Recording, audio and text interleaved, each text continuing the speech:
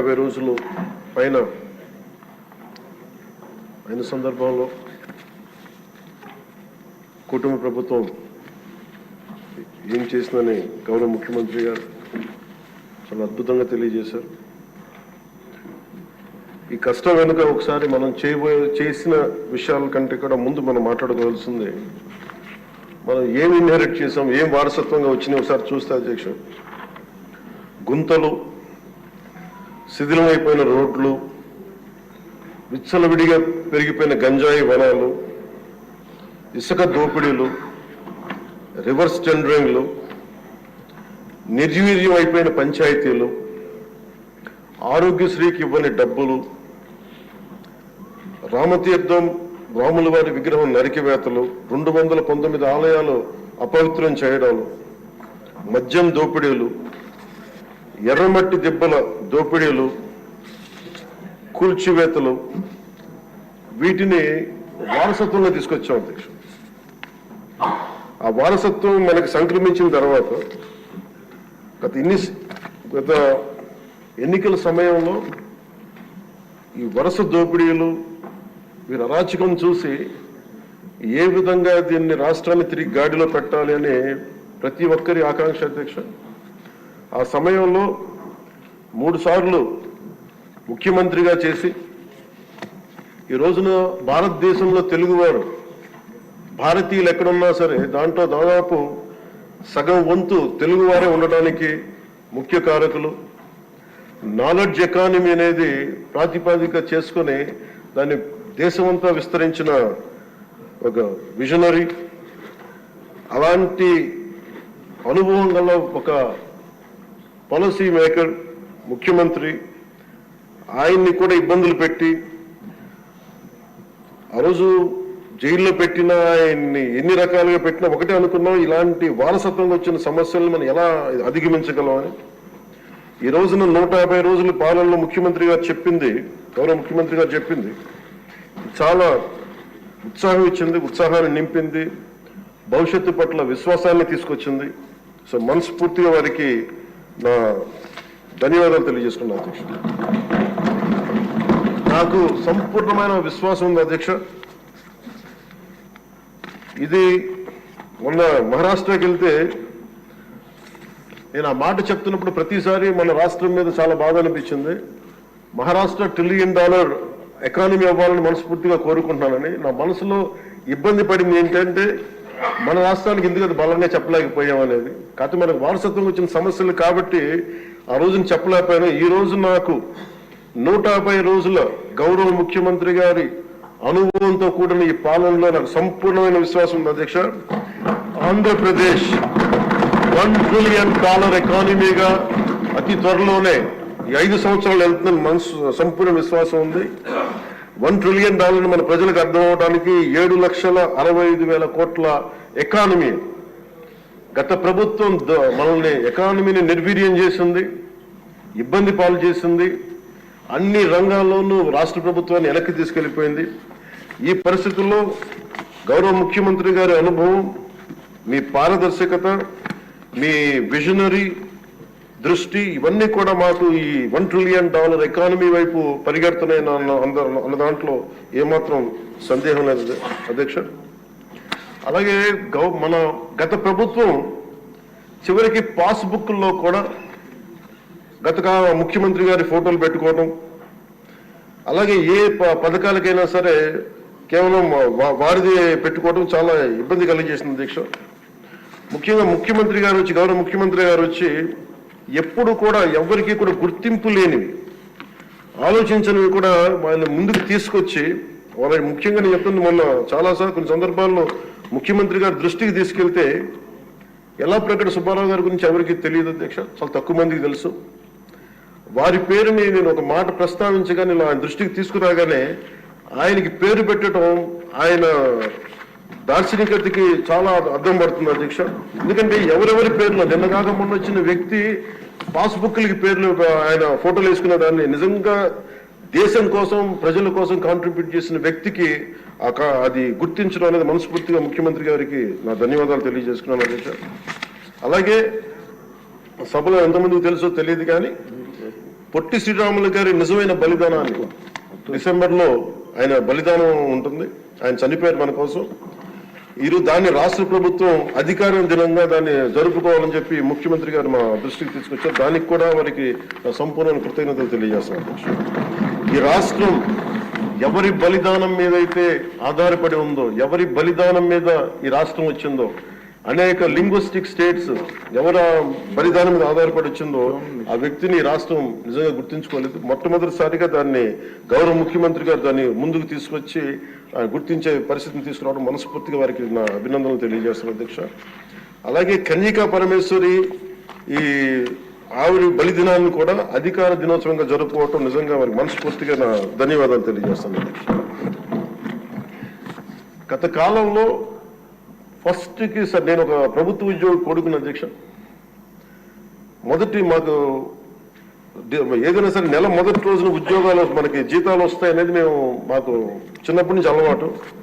అలాంటిది గత ప్రభుత్వ కాలంలో ఏనాడు 1వ తారీఖున జీతాలు పడలేదు, 1వ తారీఖున ఏవి పడలేదు. అలాంటిది 1వ తారీఖున ప్రభుత్వ ఉద్యోగులందరికీ టెన్షన్గా ఆ జీతాలు పడ్డ మనస్ఫూర్తిగా ముఖ్యమంత్రి గారికి అభినందనలు తెలియజేస్తాను.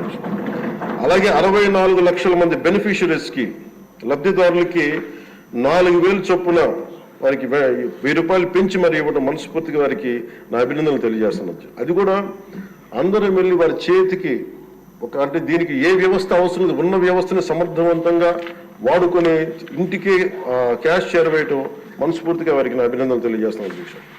అలాగే పంచాయత్ డిపార్ట్మెంట్ సంబంధించి 1452 కోట్లు మేము ఇప్పటికి ఖర్చు చేసాం అధ్యక్ష. అలాగే ఇండిపెండెన్స్ డే సెలబ్రేషన్స్ కూడా చాలా ఘనంగా జరుపుకున్నాం, డబ్బులు పెంచి అనేక సందర్భాల్లో తెలియజేశాను. 13,326 గ్రామ పంచాయతీలకి జాతీయ ఉపాధి హామీ పథకం కింద పల్లి పండుగ ద్వారా 4,500 కోట్లు నిధులు విడుదల చేశాం అధ్యక్ష. అలాగే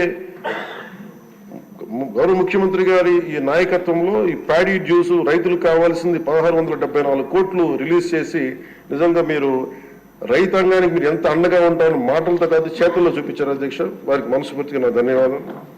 అలాగే ప్రభుత్వానికి మన కేంద్ర ప్రభుత్వానికి ఎంత అండగా ఉంది మోడీ గారి ఆధ్వర్యంలో ఉన్న కేంద్ర ప్రభుత్వం అనడానికి అమరావతికి 15,000 కోట్ల రూపాయలు, పోలవరంకి 12,500 కోట్ల రూపాయలు, రైల్వే ప్రాజెక్ట్స్ దాదాపు 70,000 కోట్ల పైచిలకు, హైవేస్ అయితే దాదాపు ఇప్పటికే 55,000 కోట్ల రూపాయలు ఈరోజు మనకి ఇచ్చారు అధ్యక్ష. దాని పనులు జరుగుతూ ఉన్నాయి.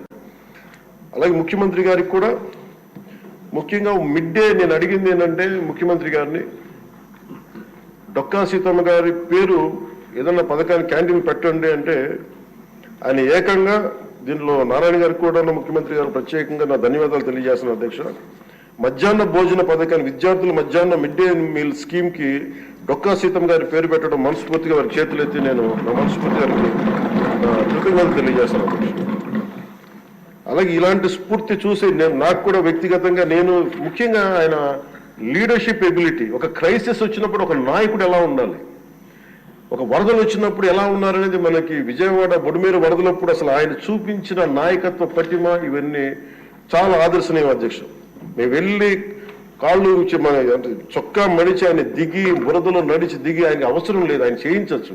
ఒక కమాండ్ సెంటర్లో కూర్చొని చేయగలిగే సత్తా ఉండి కూడా మా అందరికీ ధైర్యం నింపడానికి, మా అందరికీ భరోసా నింపడానికి, ప్రజలకు ఆ భరోసా ఇవ్వడానికి ఆయన నడిపించిన తీరు యంత్రాంగాన్ని చాలా అభినందనీయం అధ్యక్ష. అలాగే జల్ జీవన్ మిషన్ కి సంబంధించి అధ్యక్ష ఈ రోజున గత ప్రభుత్వం ఫిల్టర్ బెడ్స్ కూడా మార్చలేదు అధ్యక్ష. అంటే 4 లక్షలు అంటే ప్రతిసారి ప్రతి నెల మొదటి లేయర్లో మొదటి శాండ్ తీసి అది అసలు కనీసం అది కూడా కనీసం ఫిల్టర్ బెడ్స్ మార్చని కాడికి ఈ రోజు పొద్దున మన అసెంబ్లీలో కూడా మాట్లాడిన గౌరవ సభ్యులు కొంతమంది తీసుకొచ్చింది కనీసం మనకి కిడ్నీ వ్యాధులు ఎక్కువైపోతుంది, కనీసం ఫిల్టర్ బెడ్స్ కూడా మార్చలేదు. కనీసం ఫిల్టర్ బెడ్స్ మార్చిన కొంత ఇంపాక్ట్ తగ్గుద్ది అని అంటుంటే నిజంగా అనిపించింది అధ్యక్ష. జల్ జీవన్ మిషన్ మేము ఇప్పుడు దాకా గౌరవ ముఖ్యమంత్రి గారి నాయకత్వంలో ఆయన విజన్ తోటి జల్ జీవన్ మిషన్ ఈ రోజున అందరికీ మాటిస్తున్నాం అధ్యక్ష, రాష్ట్రానికి మాటిస్తున్నాం. జల్ జీవన్ మిషన్ మన కేంద్రం మనకి గౌరవ ప్రధానమంత్రి గారి ఆశీస్సులతో గౌరవ ముఖ్యమంత్రి చంద్రబాబు గారి నాయకత్వంలో మునిపెన్నడూ లేని విధంగా భారతదేశంలోని ఎప్పుడు కూడా జల్ జీవన్ మిషన్ ఏ స్థాయి ఇది ఒక మౌనంగా చేస్తాం అధ్యక్ష. ఆ మాట మేము అందరం కమిటెడ్ గా ఉన్నాం అధ్యక్ష.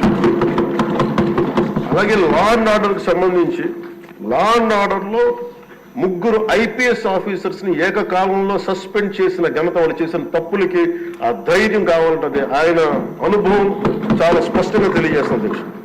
అలాగే లా అండ్ ఆర్డర్ సంబంధించి ఇంకొకటి గాంజా. గంజాయి వనాలు పెరిగిపోయిన చోట తిరిగి శుద్ధి చేయని డ్రోన్స్ ను వాడి గంజాయిని అరికట్టడం. ఈ మధ్యలో కూడా మనం ఏ స్థాయికి వచ్చిందని పక్కన ఉన్న వైజాగ్ లో హాస్పిటల్ పక్కన చిన్న చిన్న పిచ్చి మొక్కలు కూడా పెంచేస్తాను, అంత ఇదిగా పెరిగిపోయిన దాన్ని ఉక్కుపాదంతో దాన్ని అణిచేస్తామని చెప్పింది చాలా స్ఫూర్తిదాయకం అధ్యక్ష. ప్రత్యేకించి సోషల్ మీడియాకి సంబంధించి అసలు ఇంట్లో ఆడబిడ్డలు బయటికి రావాలన్నా కానీ ఊళ్ళల్లో ఈ రోజున ఇక్కడున్న చాలా మంది గౌరవ సభ్యులు కానీ ముఖ్యమంత్రి కానీ వీళ్ళందరూ ఎంతో కొంత ఒక ఇన్సులేటెడ్ అధ్యక్ష. కొంతమంది అధికారులు తెలియచ్చు, లేదంటే మనుషులు ఉండొచ్చు, ఇవన్నీ ఉండొచ్చు, కానీ నిజంగా సఫర్ అవుతుంది ఊళ్ళల్లో ఆడపిల్లల అధ్యక్ష. ఈ అలవాటు అయిపోయి గత ప్రభుత్వం చేసిన అలవాటు అయిపోయి ప్రతి ఒక్కళ్ళు ఒక ముఖ్యమంత్రి స్థాయి వ్యక్తిని బూతులు తిట్టడం, అన్ని తిట్టిన తర్వాత కూడా వాళ్ళకి అలవాటు అయిపోయి ఇంకెవరు తిట్టాలో తెలియక స్థానికంగా ఉన్న ఆడపిల్లల మీద కూడా వీళ్ళు అవాకులు చవాకులు పేలి పచ్చి బూతులు తిడతా ఉంటే ఎవరికి చెప్పుకోలేక వాళ్ళు ఇబ్బంది పడతా ఉంటే బయటికి రాలేకపోతున్నారు. క్రైమ్ మైండ్ సెట్ పెరిగిపోయింది, క్రిమినాలిటీ పెరిగిపోయింది. ఇలాంటి సమయంలో ఆయన ఉక్కుపాదంతో సోషల్ మీడియా యాక్టివిస్టులు అనే పేరు చెప్పుకునే గుండాలకి రౌడీలకి ఆయన తీసుకున్న చర్యలు, హోంమంత్రి అనిత గారు తీసుకున్న చర్యలు చాలా బలమైన అభినందనలు తెలియజేస్తాను. ఇదే కొనసాగాలని కోరుకున్నాను అధ్యక్ష. This should be a continuity of the our entire governance. మన అడ్మినిస్ట్రేటివ్ లో ఒక భాగం అవ్వాలి అధ్యక్ష. మనస్ఫూర్తిగా వారికి నా ధన్యవాదాలు తెలియజేసుకుంటూ గౌరవ ముఖ్యమంత్రి గారికి నేను మాటిస్తున్నాను, గౌరవ సభ్యులందరూ కూడా ఇసుక దోపిడీలు కానీ లేదంటే మేము చేయాల్సిన పనులు ఎప్పటికప్పుడు మీరు మాకు ఆదేశాలు ఇవ్వండి సార్. మా ఆదేశాలు ఇవ్వాలని కోరుకున్నాను అధ్యక్ష. మేము బెల్ట్ షాపులు కానీ మా అందరి బాధ్యత లా అండ్ ఆర్డర్ గురించి మాట్లాడటం, మంత్రివర్గంలో ఏ శాఖ అయితే తీసుకున్నామో ఆ శాఖల్ని సమర్థవంతంగా వారి విజన్కి తగ్గట్టుగా పనిచేయడం అధ్యక్ష. ఇవన్నీ కూడా మేము ఆయన ఏ కళ అయితే కన్నారో ఆ కళను నెరవేర్చడానికి పూర్తి చేయడానికి మేమందరం సంసిద్ధంగా ఉన్నామని తెలియజేసుకుంటూ, మీరు 5 సంవత్సరాలు కాదు గౌరవ ముఖ్యమంత్రి గారు తెలియజేసిన అధ్యక్ష, మీరు ఇంకొక దశాబ్దం కూడా ఈ రాష్ట్రానికి ముఖ్యమంత్రిగా కొనసాగుతూ మీరు ఇదే స్ఫూర్తిని కొనసాగించాలని, ఇదే మీ ప్రతిభా పాఠవాలు చూపించాలని మనస్ఫూర్తిగా మేము కోరుకుంటూ గౌరవ సభ్యులందరికీ, గౌరవ సభాపతి గారికి మనస్ఫూర్తిగా ధన్యవాదాలు తెలుపుతూ సెలవు తీసుకుంటాం.